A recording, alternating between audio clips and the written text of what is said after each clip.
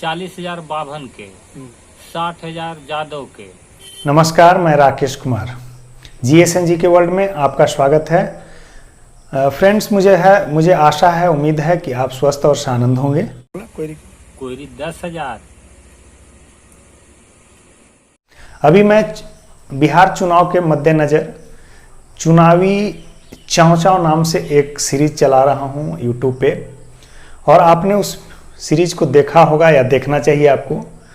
तो मैंने देखा कि इस क्रम में मैंने देखा कि भारत में, और ख़ास करके जो बिहार के जिन क्षेत्रों में घूम रहा था, वहाँ जो यूथ हैं, जो यंगस्टर्स हैं, वो राजनीति की समझ तो रखते हैं, वोट किसको करना है, जाति आधार क्या होगा, कैसे होगा, लेकिन जो रियल पॉलिटिकल सिस्टम है, कौन इलेक्शन कंडक्ट करेगा, किसके जिम्मे इलेक्शन कंडक्ट कराने का जिम्मा है, बिहार में विधानसभा का चुनाव है कि लोकसभा का, मुख्यमंत्री कैसे चुने जाएंगे, तो तमाम तरह की चीज़ों पर जब मैंने डिस्कशन किया या उनसे रूबरू हुआ, तो काफ़ी लैकिंग्स थी, काफ़ी कमियां थे, वे इसकी प्रॉपर जानकारी नहीं रखते थे। तो मैंने सोचा है कि अब भारत में पॉलिटिकल सिस्टम के बारे में जो सही जानकारी हो, उसके लगातार वीडियो बनाए जाए। मुझे आशा है कि आप पसंद करेंगे, और एक विनम्र निवेदन है आपसे कि जो मेरा मेहनताना है सिर्फ यही है कि मैं आपके लिए रोचक और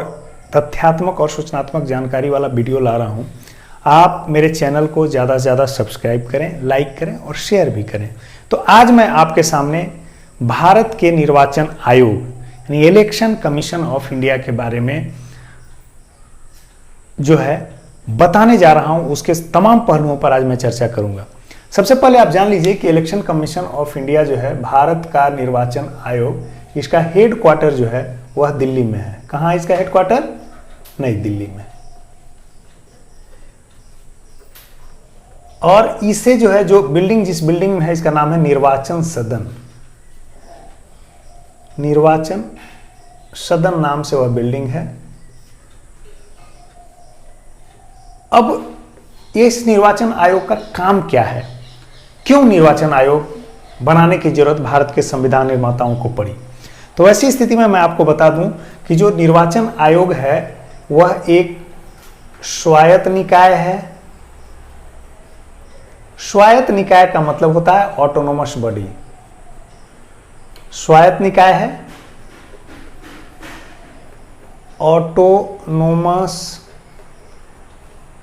ऑटोनोमस बॉडी है। इसको इंडिपेंडेंट स्वतंत्र निकाय भी कह सकते हैं, इंडिपेंडेंट बॉडी भी कह सकते हैं। इसके अलावे यह स्वतंत्र भी है ना, यह स्वतंत्र निकाय भी है। तो एक स्वायत्त निकाय है जिसका काम क्या है। अब यह स्वायत्त निकाय है, अगर भारत के संविधान निर्माताओं ने भारत के निर्वाचन आयोग की संकल्पना संविधान में की है, तो हम उसके कार्य के बारे में जानेंगे, किस लिए की होगी। तो सबसे पहले अगर हम निर्वाचन आयोग के बारे में जाने, तो इलेक्शन कराने का काम है इसका। क्या काम है इसका? इलेक्शन कराने का काम। इलेक्शन यानी निर्वाचन कराने का काम, चुनाव कराने का काम, निर्वाचन का काम यानी चुनाव कराने का कार्य। चुनाव कराने का कार्य किसका है? भारत के निर्वाचन आयोग का। अब किसका किसका चुनाव? जब चुनाव कराना उसका ड्यूटी है, तो किसका किसका चुनाव? सबसे पहले हम बता दें कि जो अनुच्छेद 324 है भारत के संविधान में, जो अनुच्छेद नंबर 324 है, उसमें स्पष्ट जिक्र है कि the election commission, the constitution of India provides the superintendence, controlling and directing power of elections of parliament, legislative assemblies, the office of president and vice president of India to the election commission of India। तो आपने देखा कि इसमें क्या है? चुनाव करवाने का, निर्वाचन का काम है। निर्वाचन किस रूप में? फ्री एंड फेयर होना चाहिए। इसके अधीक्षण का काम है, अधीक्षण यानी सुपरिटेंडिंग का काम है, इसको देखना है, अधीक्षण का कार्य है। इसके अलावे इसमें जो इसका काम है उसको नियंत्रण करना है, कंट्रोल करना है, यानी चुनाव के कार्यों का नियंत्रण भी इसका जिम्मा है। तो निर्वाचन आयोग को संविधान के अनुच्छेद 324 के तहत निर्वाचन का ड्यूटी दिया गया है, अधीक्षण यानी सुप्रिटेंडेंस का ड्यूटी दिया गया है, सुप्रिटेंडेंट करना है। अब निर्वाचन फ्री और फेयर कराना। अब किसका निर्वाचन, निर्वाचन का कार्य तो किसका? सबसे पहले यह जो निर्वाचन के कार्य को हम देखें तो भारत के संसद का निर्वाचन, संसद का निर्वाचन, पार्लियामेंट ऑफ इंडिया का निर्वाचन का कार्य यह जो है निर्वाचन आयोग को है। इसके अलावे जो राज्यों के विधानमंडल हैं, राज्यों के विधानमंडल हैं यानी लेजिस्लेचर्स जो हैं ऑफ स्टेट, उसका काम है भारत के राष्ट्रपति का निर्वाचन, राष्ट्रपति और उपराष्ट्रपति का निर्वाचन यानी उसका चुनाव। यही जिम्मा, यही चुनाव का जिम्मा भारत के निर्वाचन आयोग को है। अब संसद में आपको पता होगा कि संसद के 2 सदन हैं, एक लोकसभा की बात होती है और दूसरा जो है राज्यसभा की बात होती है। यह उच्च सदन है, अपर हाउस है, या लोअर हाउस है या अपर हाउस है। यानी दोनों सदनों के जो सदस्यों का चुनाव होता है, इसमें 12 को छोड़ करके, 12 कौन होते हैं? नॉमिनेट होते हैं, वह प्रेसिडेंट ऑफ इंडिया द्वारा होता है। उनका क्या होता है? Nominated by president of India. यानी उनको छोड़ करके जो बाकी शेष लोग हैं उनका चुनाव कौन कराता है? भारत का निर्वाचन आयोग कराता है। और लोकसभा के सारे सदस्यों का जो एंग्लो इंडियन 2 हैं, 2 एंग्लो इंडियन को छोड़ करके, एंग्लो इंडियन कौन होते हैं? 2 एंग्लो इंडियन जिसको भारत के राष्ट्रपति प्रेसिडेंट ऑफ इंडिया नॉमिनेट करते हैं, उन 2 मेंबर्स को छोड़ करके बाकी जो सारे सदस्यों का चुनाव है वह भारत का निर्वाचन आयोग करता है। इसके अलावा हमने बोला कि जो राज्यों के विधानमंडल, यहां पर विधानमंडल में कुछ राज्य में विधान परिषदें भी हैं। अगर हम इसको यहां लिखें कि कुछ राज्यों की अगर बात करें, राज्यों के विधानमंडल का मतलब है कि विधानसभा, और दूसरा मतलब है कुछ राज्यों में विधान परिषद भी है। तो जहां विधान परिषद है वहां भी, और विधानसभाएं तो हैं ही, सारे राज्यों में विधानसभाएं हैं। उन राज्यों के विधानसभा के सदस्यों का जो निर्वाचन का जिम्मा है भारत के चुनाव आयोग का है। और जिन राज्यों में विधान परिषदें हैं उन राज्यों के विधान परिषदों के चुनाव का जिम्मा निर्वाचन आयोग के जिम्मे है। इसके अलावे जो 2 यूनियन टेरिटोरी हैं यानी संशासित प्रदेश हैं, एक दिल्ली जिसका विधानसभा है और दूसरा जो है पुदुचेरी, पांडिचेरी जिसका पुराना नाम पांडिचेरी था, यहाँ भी विधानसभाएं हैं। इसके भी निर्वाचन का जिम्मा किसके जिम्मे है? भारत के निर्वाचन आयोग के जिम्मे है। तो आपने देखा कि भारत के संसद का निर्वाचन यानी लोकसभा और राज्यसभा के सदस्यों का निर्वाचन, जहां नॉमिनेशन होता है उसको छोड़ करके, नॉमिनेशन करने का मतलब कि 2 एंग्लो इंडियन जो कि लोकसभा में नॉमिनेट होते हैं प्रेसिडेंट ऑफ इंडिया के द्वारा, उसको छोड़ करके, और राज्यसभा में जो 12 लोग नॉमिनेट होते हैं प्रेसिडेंट ऑफ इंडिया के द्वारा, उनको छोड़ करके बाकी के निर्वाचन का जिम्मा जो है वह किसके जिम्मे है? इलेक्शन कमीशन ऑफ इंडिया के जिम्मे है। जो राज्यों के विधानमंडल हैं, राज्यों के विधानमंडल के अंतर्गत आपको पता होगा 2 सदन होते हैं, विधानसभा और विधान परिषद, जिसमें विधानसभा सभी राज्यों में है, विधान परिषदें कुछ राज्यों में है, 5-6 राज्यों में है, जिसकी हम चर्चा अगले चैप्टर में करेंगे। तो इनके सदस्यों का भी चुनाव किसके द्वारा कराया जाता है? यहां भी कुछ नॉमिनेशन है, वह नॉमिनेशन को छोड़ करके, गवर्नर के द्वारा जो नॉमिनेशन है उसको छोड़ करके बाकी सदस्यों का चुनाव जो है इलेक्शन कमीशन ऑफ इंडिया द्वारा कराया जाता है। इसके अलावा जो 2 यूनियन टेरिटोरीज हैं, दिल्ली और पुदुचेरी, उसमें भी विधानसभा है, उसका भी इलेक्शन कमीशन ऑफ इंडिया द्वारा कराया जाता है। इसके अलावा हमने बताया कि जो भारत के राष्ट्रपति और उपराष्ट्रपति का चुनाव होता है वह भी भारत के निर्वाचन आयोग के द्वारा कराया जाता है। अब आपके मन में सवाल उठता होगा कि जो राज्यों में शहरी निकाय हैं और पंचायती राज संस्थाएं हैं उनका निर्वाचन का जिम्मा कौन संभालता है? तो आपको दोस्तों पता होना चाहिए कि 73वां और 74वां संविधान संशोधन जो 1992 में हुआ था, जो 93 से प्रभावी हुआ, उसमें इन संस्थाओं के चुनाव का जिम्मा जो है राज्य निर्वाचन आयोगों को दिया गया। संबंधित राज्य में निर्वाचन आयोग का गठन किया गया और वही वे जो है करवाते हैं। अभी आपने देखा कि जो इलेक्शन कमीशन ऑफ इंडिया यानी भारत के निर्वाचन आयोग का कार्य क्या था? चुनाव कराना। तो चुनाव कराना होगा तो उससे जुड़ा हुआ कार्य है, उसका सुप्रिटेंडेंट करना यानी अधीक्षण करना, देखरेख करना, कंट्रोल करना। अब बताइए चुनाव कराना है तो वोटर लिस्ट तैयार करना उसका काम। चुनाव आयोग स्वायत्त निकाय तो है, चुनाव का जिम्मा उसके जिम्मे है, लेकिन कर्मी उसके जिम्मे नहीं है। यानी चुनाव कराने के लिए कलेक्टर, मास्टर और ट्रैक्टर जो महत्वपूर्ण चीज़ें हैं सब उधार के उधार, यानी कहीं ना कहीं से उसको लेना पड़ता है। वैसी स्थिति में भारत के राष्ट्रपति से विशेष अनुमति लेकर के भारत सरकार के कर्मियों को, राज्यों के राज्यपाल से विशेष अनुमति लेकर के उनके कर्मियों को प्रतिनियुक्त करता है, और गाड़ी घोड़े भी जो है वह प्राइवेट संस्थाओं से लेता है, उधार लेता है और तब चुनाव कराता है। इसके अलावा अगर हम देखते हैं तो इलेक्टोरल रोल को बनाना, वोटर आई कार्ड को बनाना, ये सारे काम जो है चुनाव आयोग के, क्योंकि फेयर एंड फ्री इलेक्शन कराना है। अब हम चुनाव आयोग के कार्यों को देख लिया, अब इसके संगठन और गठन की बात करेंगे। सबसे पहले हम जान लें कि जो चुनाव आयोग है यह संवैधानिक संस्था है, कॉन्स्टिट्यूशनल बॉडी है, क्योंकि भारत के संविधान निर्माताओं ने जब लोकतंत्र की संकल्पना की थी, बहुदलीय लोकतंत्र, संसदीय लोकतंत्र की बात की थी, बहुदलीय प्रणाली की बात की थी, तो उसमें चुनाव को जो है माना था कि सबसे पवित्र होगा। लोकतंत्र के लिए चुनाव क्या है? सबसे पवित्र चीज है, यह महापर्व है। तो उसके लिए एक स्वायत्त निकाय की कल्पना की थी जिसका नाम था election commission of India, ECI। अगर हम इसके गठन की बात करें तो 25 जनवरी 1950 को इसका गठन हो गया था, और इसीलिए हर साल 25 जनवरी को जो है मतदाता जागरूकता दिवस के रूप में मनाया जाता है।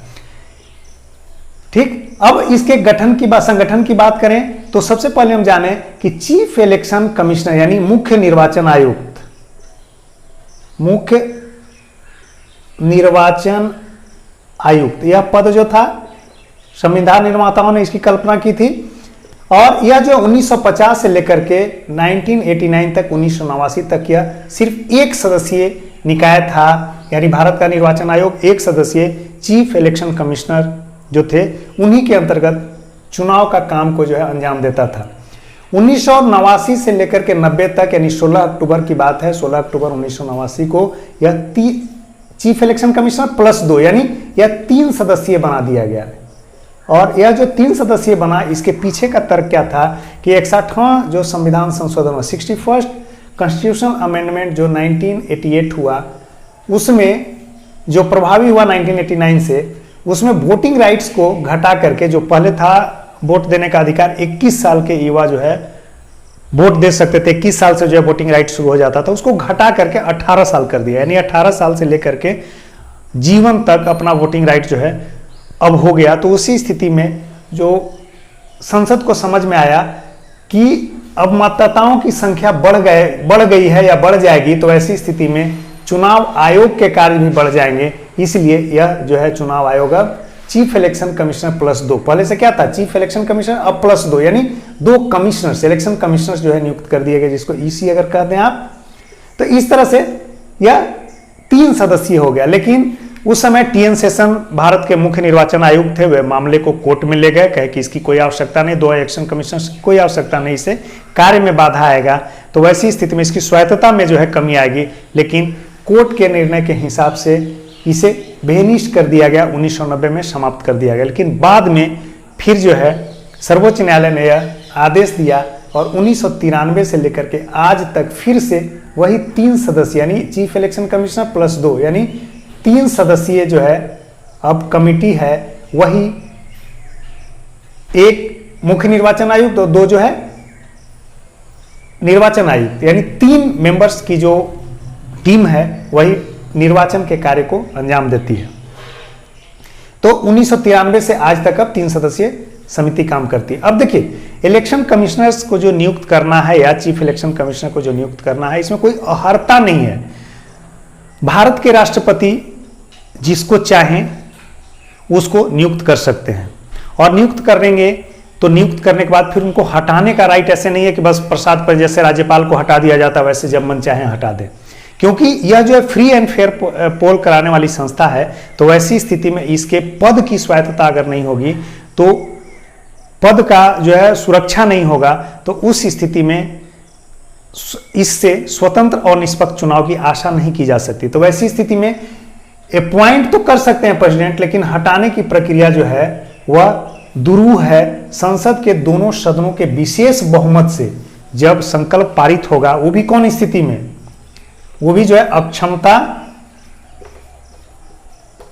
और दुर्व्यवहार यानी मिसकंडक्ट की बात करेंगे और इनकैपेसिटी की बात करेंगे, तो उसी दो आधार पर जो जिस तरह से सर्वोच्च न्यायालय के जजेज को हटाने के लिए दोनों सदनों में एक विशेष संकल्प प्रस्ताव पास करना होता है, यानी 2/3 बहुमत से दोनों सदनों में पास किए गए प्रस्ताव के द्वारा ही भारत के राष्ट्रपति उसे हटा सकते हैं चीफ इलेक्शन कमिश्नर को। और इसमें जो इलेक्शन कमिश्नर हैं दो, इनको हटाने के लिए यह चीफ इलेक्शन कमिश्नर रिकमेंड करेगा, किसको रिकमेंड करेगा, प्रेसिडेंट ऑफ इंडिया को, दो आधार पे, अक्षमता और दुर्व्यवहार के आधार पर, तब प्रेसिडेंट ऑफ इंडिया इसको क्या कर सकते हैं, रिमूव कर सकते हैं। यानी आपने देखा कि पद की स्वायत्तता बनी हुई है। कब से कब तक कार्य करेगा, टेन्योर क्या होगा, तो जिस दिन से अपॉइंट होगा उससे 6 साल या उम्र के 65वें साल तक, जो भी पहले हो जाए। यानी अगर अपॉइंट हुआ तो 6 साल तक, उम्र 65 साल नहीं होता तो 6 साल तक काम करेगा, और जैसे ही 65 साल अपॉइंट हुआ और 65 साल सपोज कीजिए कि 2 साल बाद ही हो गई उसकी उम्र, चाहे वह चीफ इलेक्शन कमिश्नर हो या इलेक्शन कमिश्नर हो, तो वह पद से हट जाएंगे, सेवा मुक्त हो जाएंगे, यानी सेवानिवृत्ति कह लीजिए, सेवानिवृत्ति हो जाएगी उनकी। लेकिन अगर किसी इलेक्शन कमिश्नर और चीफ इलेक्शन कमिश्नर को ऐसा लगता है कि हमें जो है अब कार्य नहीं करना है, तो स्वेच्छा से राष्ट्रपति के को संबोधित एक त्याग पत्र सौंप सकते हैं कि साहब अब मैं मुक्त होना चाहता हूं और कार्य नहीं करना चाहता हूं। तो दोनों ऑप्शंस है। हटाने की प्रक्रिया विशेष है, इसलिए हटाने की प्रक्रिया विशेष रखी गई है क्योंकि इससे पद की सुरक्षा होगी। जैसे ही पद की सुरक्षा होगी तो यह जो है बॉडी स्वतंत्र होगा और स्वायत्त भी बन सकेगा, और जब स्वायत्त और स्वतंत्र बन सकेगा तो किसी भी तरह के दबाव से मुक्त होगा, और जब दबाव से मुक्त होगा तो उस स्थिति में जानिए कि स्वतंत्र और निष्पक्ष फ्री एंड फेयर पोल कराने में यह जो है सक्षम हो पाएगा। इसके अलावे अगर हम जाने कि जो इलेक्शन कमिश्नर ऑफ इंडिया है उसके जो चीफ इलेक्शन कमिश्नर्स हैं, यह भारत के एक संवैधानिक पद है, लेकिन उनके सेवानिवृत्ति के बाद कुछ ऐसा प्रावधान संविधान में जिक्र नहीं है। अगर हम इसकी कमियों की बात करें, हम थोड़ा आलोचनात्मक पहलुओं पर बात करते हैं, तो एक तो सबसे पहले जो चीफ इलेक्शन कमिश्नर और जो इलेक्शन कमिश्नर्स हैं उनके अपॉइंट करने के लिए कोई योग्यता अर्हता तय नहीं की गई है। दूसरी अगर हम बात कर लें तो यहाँ पर रिटायरमेंट के बाद, जैसे बहुत सारे पद ऐसे हैं संवैधानिक, इसमें रिटायरमेंट के बाद किसी भी तरह का लोभ या लाभ का पद धारण करना नहीं होता, चाहे वो राज्य सरकार का हो या भारत सरकार का हो। लेकिन इनके पद के साथ ऐसी कोई जुड़ी हुई बातें नहीं है। तो तब क्या होता है कि कई बार ऐसी स्थिति देखने में, जैसे MS गिल साहब थे, इससे पहले chief election commissioner of India, वो सेवानिवृत्ति के बाद राज्यसभा की सदस्यता उनको दी गई और मनमोहन सिंह के सरकार में उन्होंने मंत्रिमंडल में जो है राज्य मंत्री स्वतंत्र प्रभार का जो है पद धारण किया। तो ऐसे में सवाल उठने लगता है कि जो स्वतंत्र और निष्पक्ष चुनाव कराने वाली संस्था थी, तो क्या कहीं न कहीं झुकाव उसका किसी एक पार्टी विशेष से था? इसीलिए तो जब जैसे ही सेवानिवृत्ति हो जाती है तो ऐसी स्थिति में उनको संबंधित पार्टियां जो है पद दे देती हैं। तो ऐसी स्थिति में जो मेरी राय है या आपकी भी राय बननी चाहिए, इस पर आप विचार कीजिएगा कि सबसे पहले तो संविधान में एक संशोधन के द्वारा अर्हता, एलिजिबिलिटी तय होनी चाहिए, या जिस तरह की भी योग्यताएं तय करना संसद चाहती है वह तय करे। इसके अलावे रिटायरमेंट के बाद किसी भी तरह का कोई पद धारण न करे, इसकी भी विशेष व्यवस्था संविधान में होनी चाहिए। अगर हम चुनाव आयोग के कार्यों को देखें तो और भी कार्य हैं, वह पार्टियों का रिकॉग्निशन देना, यानी पार्टियों को जो है उसका पहचान चिन्ह देना, जैसे मान्यता देने का काम भी निर्वाचन आयोग करता है। इसके लिए एक विशेष वोटिंग परसेंटेज की बात होती है जिसकी चर्चा हम अगले वीडियो में करेंगे। तो राजनीतिक पार्टियों की पहचान, रिकॉग्निशन, नेशनल पार्टी का दर्जा देना, क्षेत्रीय पार्टी का दर्जा देना भी निर्वाचन आयोग का काम है। इसके अलावे उनके जो चुनाव चिन्ह है उसका भी रिकॉग्निशन देना, पहचान देना निर्वाचन आयोग का काम है। इसके अलावे अगर हम बात करें, मान लिया जाए किसी भी संसद के सदस्य की योग्यता पर या अर्हता पर, योग्यता पर संबंधित कोई विचार हो जाता है, भारत के राष्ट्रपति के सामने आता, तो भारत के राष्ट्रपति निर्वाचन आयोग से ही उसके बारे में ओपिनियन मांगते हैं। उसी तरह अगर राज्यों के विधानमंडल के किसी सदस्य के योग्यता और अयोग्यता, अर्हता और निरर्हता की बात आती है, कोई प्रश्न विचार नहीं होता है, तो उस स्थिति में भारत के राष्ट्रपति जो है निर्वाचन आयोग से ओपिनियन मांगते हैं और उसी ओपिनियन के आधार पर उनके योग्यता और अयोग्यता के निर्धारण की बात होती है। तो आपने देख लिया कि दलों को मान्यता देना, दलों का पंजीकरण रजिस्ट्रेशन उन्हीं के यहां होगा, उनके चुनाव चिन्हों का आवंटन होगा, राष्ट्रीय और क्षेत्रीय दल के रूप में पंजीकृत करना भी निर्वाचन आयोग का काम है। इसके अलावे जो है इलेक्टोरल रोल बनाना, वोटर आईडी कार्ड बनाना, चुनाव कराने का जिम्मा, कंट्रोल का जिम्मा और सुपरिटेंडेंस का जिम्मा जो है निर्वाचन आयोग के पास है। तो आज के वीडियो में इतना ही। अगर आपको यह वीडियो अच्छा लगे तो आप हमारे GSNG के वर्ल्ड जो चैनल है उसको न सिर्फ लाइक करें बल्कि सब्सक्राइब भी करें और ज़्यादा से ज़्यादा लोगों को शेयर करें। मेरा वादा है कि आपको GS एंड GK के जो फील्ड हैं उसमें तमाम तरह की चीज़ों से आपको रूबरू कराया जाएगा और इतना ज्ञान दिया जाएगा कि आप किसी भी कॉम्पिटिटिव एग्जामिनेशन में बिल्कुल हंसते खेलते पास हो।